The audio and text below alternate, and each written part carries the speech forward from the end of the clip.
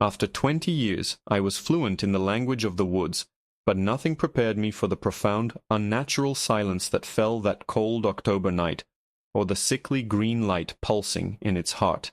The woods have a language, and after 20 years as a forester in the deep wilds of the Pacific Northwest, I'd like to think I'm fluent.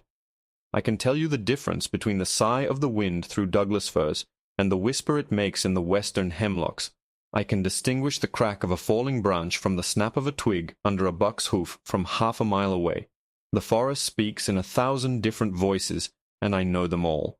Which is why, on that cold October evening, the silence was the first thing that felt wrong. I was out later than usual, tracking what I suspected was a small-scale poaching operation. Someone had been felling old-growth cedars, the kind that are practically sacred out here, and doing it with a quiet precision that suggested they knew the area as well as I did. The sun had already bled out behind the jagged peaks of the Cascades, leaving the sky a bruised purple. My truck was parked a good 3 miles back, and I was moving on foot, my boots making soft thuds on the damp carpet of pine needles. The air was thick with the scent of pine and decay, the sweet, earthy perfume of a forest preparing for winter. Normally, this time of day, the woods would be alive with sound, the frantic chittering of squirrels getting their last fill, the hoot of an early owl, the rustle of unseen things in the undergrowth. But tonight, there was nothing. A profound, unnatural stillness had fallen over the landscape. It was the kind of quiet that feels heavy, like a blanket smothering every living thing. Even my own breathing sounded loud and intrusive. I stopped, clicking off my flashlight, and just listened. The silence pressed in on my eardrums. It was the quiet of a world holding its breath, waiting for something terrible to happen. That's when I saw it. Through a thick stand of ancient firs, maybe 500 yards ahead, a light flickered into existence. Not the warm, friendly orange of a campfire, or the sharp, roving beam of a flashlight. This was a cold, clinical light. A pale, sickly yellow-green that didn't seem to cast any shadows. It pulsed, a slow, steady rhythm, like a monstrous heartbeat. One beat, then darkness. Another beat, then darkness. My first thought, of course, was the poachers. Maybe they had some kind of specialized equipment, a generator-powered lamp. But that didn't make sense. The whole point of their operation was stealth. A light that bright, that unusual, was like sending up a flare. My second thought was a lost hiker, but the light was too steady, too rhythmic. It wasn't the frantic flashing of someone signaling for help. Curiosity, mixed with a healthy dose of professional duty, got the better of me. I unholstered the can of bear spray from my hip more for two-legged predators than four-legged ones, and started moving towards the light, stepping carefully to avoid making a sound. The silence in the forest deepened the closer I got. It was as if a perfect circle of absolute deadness was expanding from the light source, and I was stepping right into it. The hair on my arms and the back of my neck stood on end. Every instinct, honed by 2 decades in the wilderness, was screaming at me to turn around and walk, not run, back to my truck, and drive away without ever looking back. But I'm not built that way. This is my forest, my responsibility. I got to within 100 yards, using the massive trunk of a fallen giant as cover. From there, I could see the source more clearly. The light wasn't coming from a lantern or a headlamp. It was emanating from a figure. At first glance, it looked like a tall person, standing perfectly still in a small clearing. But the longer I stared, the more the details started to feel wrong. The figure was impossibly tall and thin. I'm talking 8, maybe 9 feet tall, but with a frame so slender it looked like a charcoal sketch against the gloom. Its limbs were too long, its proportions all out of whack. It stood with a kind of rigid stillness that no human could maintain for so long. The pulsing light wasn't something it was holding. It was coming from inside its chest, glowing softly through what looked like pale, translucent skin. I flattened myself against the log, my heart hammering against my ribs like a trapped bird.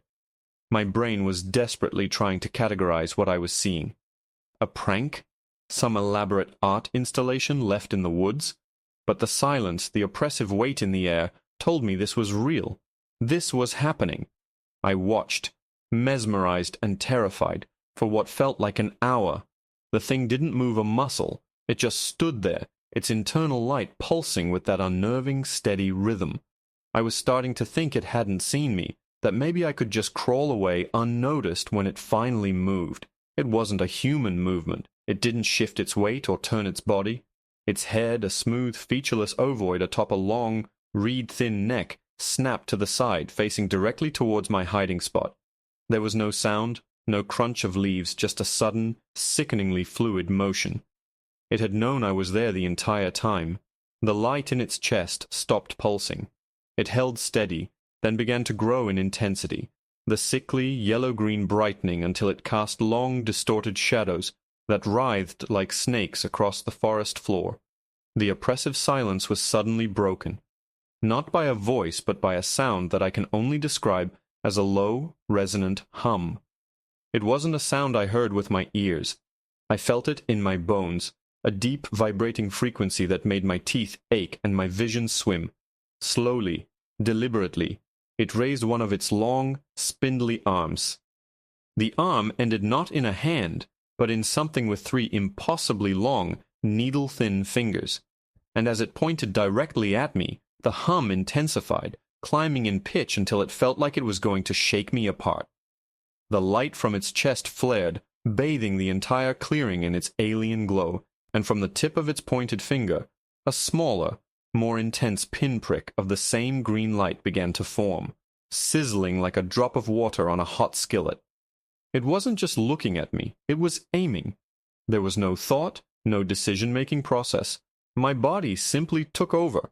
One moment I was paralyzed behind the log, the next I was scrambling backwards on all fours, my mind a blank slate of pure animal terror.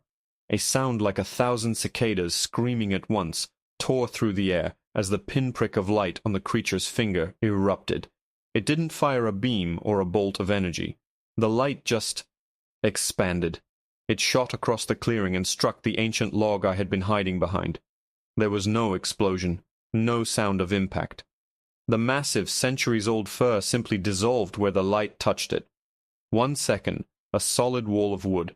The next, a cloud of fine, gray dust that hung in the air like a ghost before settling silently on the forest floor. It didn't burn it or shatter it. It just unmade it. That was all the motivation I needed. I lurched to my feet and ran. I didn't care about stealth. I didn't care about the poachers. I didn't care about anything except putting as much distance as I could between myself and that clearing. I crashed through the undergrowth, thorny branches tearing at my jacket and my skin, my feet catching on unseen roots. The deep, resonant hum pursued me, a physical pressure against my back. It wasn't a sound that faded with distance. It felt like it was being generated inside my own skull. Behind me, the forest was lit by strobing flashes of that sickening green light. It wasn't random. Each flash illuminated a path directly behind me, as if the creature was marking my trail. I didn't dare look back. I just ran, my lungs on fire, my heart trying to beat its way out of my chest. I've been chased by bears, I've been cornered by a cougar, but the fear I felt then was something else entirely. This wasn't a predator trying to kill me for food. This felt like an exterminator cornering a pest. There was an intelligence behind it, a cold and alien purpose that was far more terrifying than simple animal instinct. My training finally started to cut through the panic. Running blindly would get me killed. I was in my element. I had to use it. A quarter-mile ahead, I knew there was a deep, winding creek bed that carved through the landscape, a scar from some ancient flood. It was treacherous, full of loose scree and slick, mossy rocks, almost impossible to navigate without a light. And that's exactly why I headed for it. Whatever that thing was, its tall, spindly frame didn't look suited for that kind of terrain. I burst through a final curtain of ferns and saw the drop. It was a 15-foot plunge into darkness. The hum was closer now, the vibrations rattling my teeth. I didn't hesitate. I threw myself forward, aiming for a steep, muddy slope, and slid down into the gully, rocks and dirt clattering around me. I landed hard at the bottom, the impact jarring my bones, but I was up in a second. Down here the air was colder, smelling of wet stone and decay.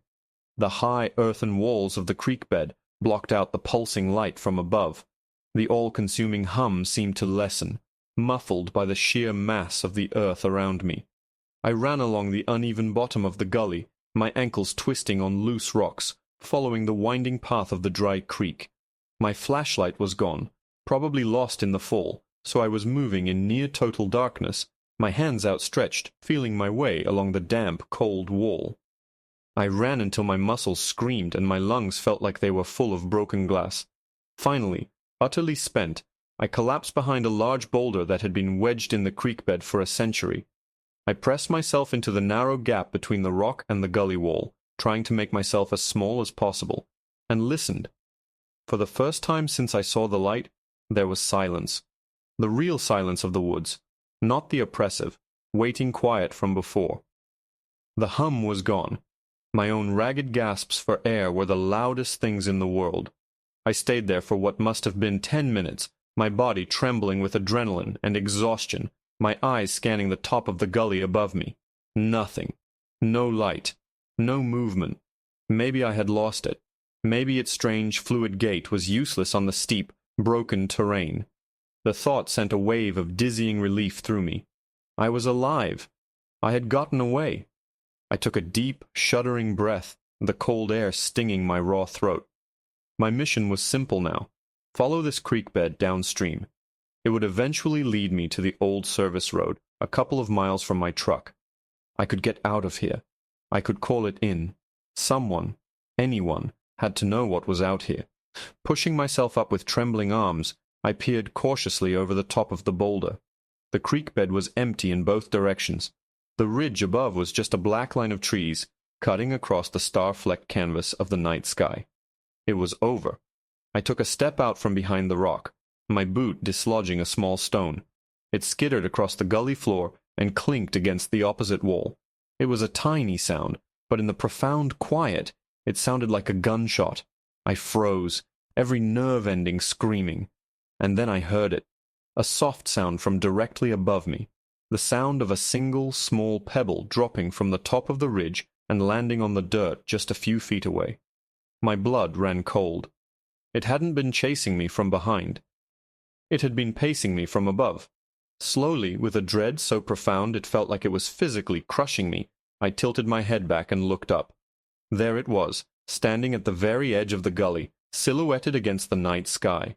The featureless ovoid of its head was tilted down, looking directly at me. Its internal light wasn't pulsing anymore, just glowing with a soft, dim, watchful luminescence. It had me trapped. There was nowhere to run. And then I saw the movement next to it. Another impossibly tall, slender figure stepped into view, emerging from behind a tree. It stood beside the first one, its own chest beginning to glow with the same sickly green light. Then a third appeared on its other side, and a fourth. They weren't hunting me, they were herding me, and I had run right into their trap.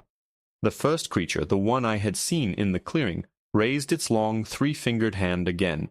But this time it didn't point at me. It pointed down the creek bed, deeper into the darkness, deeper into the forest. It wasn't a threat. It was a command. My options were simple, certain death from above, or an unknown fate in the direction it was pointing. A strange calm washed over me, the kind that comes when you realize you have absolutely no control over your situation. The fear was still there, a cold, hard knot in my stomach, but the panic had subsided. This was a choice between being unmade right here in this gully, or walking into whatever they had planned for me. I chose to walk. With my hands slightly raised to show I meant no harm, a ridiculously human gesture in the face of something so profoundly alien, I started moving down the creek bed. My legs felt like they were made of lead. Every step was a conscious effort. I didn't look back up at the ridge. I could feel their presence, their silent, watchful gaze like a physical weight on my shoulders. I just kept my eyes fixed on the darkness ahead. The creek bed grew wider and the walls less steep as I walked. After about a mile, it opened up into a wide, flat basin, a place where the ancient floodwaters must have pooled and settled. The moon had risen higher, casting a pale, spectral light over the landscape, and in the center of the basin my breath hitched in my throat. It was the source of the unnatural silence. Dozens of them stood there, maybe 50, maybe more. A silent, motionless congregation of these towering, skeletal figures, all arranged in a loose circle. Some glowed softly from within, their pale green light pulsing in a slow, unsynchronized rhythm, creating a ghostly, undulating sea of light in the heart of the forest. Others were dark, their translucent forms barely visible against the night. They weren't looking at me. Their featureless heads were all tilted upwards, as if they were observing the stars or listening for a sound I couldn't hear. The 4 figures that had herded me here didn't follow me into the basin. They remained at the edge of the tree line, silent sentinels ensuring I didn't turn back. I was being presented to the assembly. I walked slowly towards the center of the circle, the damp earth squelching softly under my boots. The silence here was different. It wasn't just an absence of sound. It was as if sound itself couldn't exist in this space. The air felt thin and dead. As I got closer, I saw what they were gathered around. In the very center of the circle was a perfectly round, shallow depression in the earth, about 20 feet in diameter. The ground inside it was black, not like soil, but like obsidian, smooth and reflective. And floating just a few inches above the center of this black disk was something else. It was a sphere about the size of a basketball, made of a material that seemed to drink the light. It was a perfect, absolute black, a hole in the universe. It didn't reflect the moonlight or the glowing chests of the creatures around it. It just hung there in the air, motionless and utterly void. The closer I got, the more I felt a strange sensation, a faint, low-frequency thrum that resonated deep inside my chest, a feeling not of sound, but of something fundamental being wrong with the space it occupied. No one acknowledged me. The tall figures continued their silent vigil, their attention fixed on the sky. I was left alone, standing at the edge of the obsidian disk, staring at the floating black sphere. What was this? A ritual? A weapon? A power source? My mind, grounded in the tangible world of soil, trees, and wildlife, had no frame of reference. Drawn by a morbid curiosity that overrode my fear, I took another step forward, my boot touching the edge of the black disk. The moment my soul made contact, a jolt, like a massive static shock, shot up my leg. It wasn't painful, but it was incredibly disorienting. The world tilted violently, and the quiet hum in my bones suddenly became a deafening roar inside my head. Images, chaotic and terrifying, flashed through my mind's eye. I saw galaxies being born and dying in the blink of an eye. I saw worlds of crystalline cities under twin suns and planets of churning sentient oceans. I saw landscapes that defied physics, with mountains that floated and rivers that flowed upwards into the sky. And I saw them. I saw these tall, slender beings moving through it all, not as inhabitants, but as gardeners. They weren't building things, they were tending to them. They moved through these impossible realities, making subtle adjustments, pruning a star here, redirecting a cosmic current there. They were silent, patient, and their timescale was geologic. And then I saw the wrongness, a creeping, corrosive blight that spread through the visions. It looked like static, a tear in the fabric of reality, a patch of cosmic noise that grew and consumed everything it touched. It unraveled worlds, turning vibrant ecosystems into monochrome dust and complex life into screaming, formless chaos. I watched it erase one of the crystalline cities, the beautiful spires dissolving into nothingness, leaving only a screaming void. It was an anti-creation, a force of pure entropy. The vision snapped off as quickly as it began, and I stumbled back off the disk, collapsing onto the damp earth, gasping for breath. The roaring in my head subsided, leaving a ringing silence. My head was pounding, my nose was bleeding, and the taste of copper filled my mouth. When I looked up, they were all looking at me, every single one of them. 50 featureless heads had turned in unison, their silent gaze fixed on me. The one that had first found me, the one that had unmade the log, stepped forward from the circle. It moved with that same unnerving grace, its long, thin feet making no sound on the ground. It stopped just a few feet away, its internal light pulsing steadily. It raised one of its long arms, not to threaten, but as if in offering. Its 3 needle-like fingers uncurled, and resting in its palm was a small object. It was a smooth, grey stone, shaped like a river rock. But as it held it out to me, a faint light began to glow from within the stone, the same pale green as the creature's own. I stared at the stone, then back at the creature's blank face. I didn't understand. Were they giving me a gift? A warning? A tool? After everything that had happened, after the terrifying chase, after the mind-breaking vision, this simple, quiet gesture was the most baffling thing of all. Hesitantly, I reached out a trembling hand. As my fingers brushed against its strange, cool skin, a final, singular image flooded my mind. It was a clear and unmistakable picture of my own truck, parked miles away on the old logging road. And then I saw the spreading blight, the cosmic static from my vision. But this time it wasn't consuming a distant alien world. It was creeping through the woods, a wave of gray, unmaking reality as it came, and it was heading directly for my truck, directly for the only way out. The image of the encroaching blight, so vivid and immediate, jolted me into a new kind of understanding. This wasn't a threat. It was a timetable. They weren't just showing me what was happening. They were telling me I was running out of time. My fingers closed around the smooth, cool stone in the creature's palm. It felt strangely light, almost hollow, and pulsed with a faint rhythmic warmth that matched my own heartbeat. The moment I took it, the creature retracted its hand. The light in its chest dimmed, and it stepped back, rejoining the silent circle. All at once the 50 featureless heads turned away from me, tilting back up towards the sky as if I no longer existed. The oppressive feeling of being watched lifted, and I was alone again, standing in the heart of this impossible gathering, a strange glowing stone in my hand. The command was unspoken, but absolute. Run! I didn't need to be told twice. I turned and scrambled out of the basin, back towards the creek bed, the stone clutched tightly in my fist. As I ran, I could feel its gentle warmth spreading up my arm, a strange sense of clarity cutting through my fear and exhaustion. The tangled, dark forest no longer felt like an impassable maze. It was as if a map had been downloaded directly into my brain. I knew every turn, every dip in the terrain, every fallen log that would serve as a shortcut. The stone wasn't just a warning, it was a guide. I ran with a speed and endurance I didn't know I possessed. The path ahead seemed to faintly illuminate just before I reached it, the strange light from the stone in my hand somehow projecting my route a few feet ahead of me.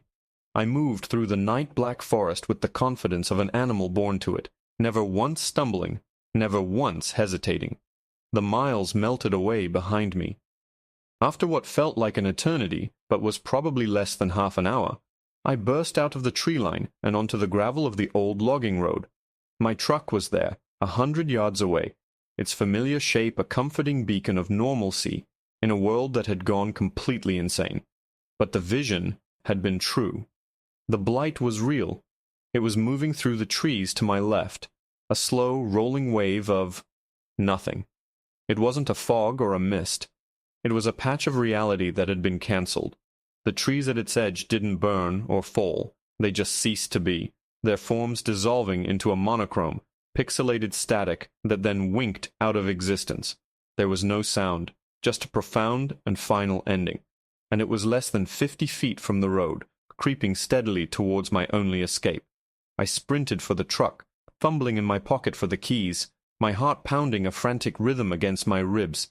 I could feel the proximity of the blight, a strange coldness in the air, a subtle wrongness that made the hairs on my arms stand up. I wrenched the driver's side door open, threw myself inside, and jammed the key into the ignition. The old engine turned over with a reassuring roar, its familiar sound a defiant cry against the creeping silence. I slammed the truck into drive and stomped on the gas, the tires spitting gravel. As I sped away, I looked in my rearview mirror. The edge of the static was just touching the rear bumper of the parking spot I had just vacated. A few more seconds, and the truck, and I, would have been erased.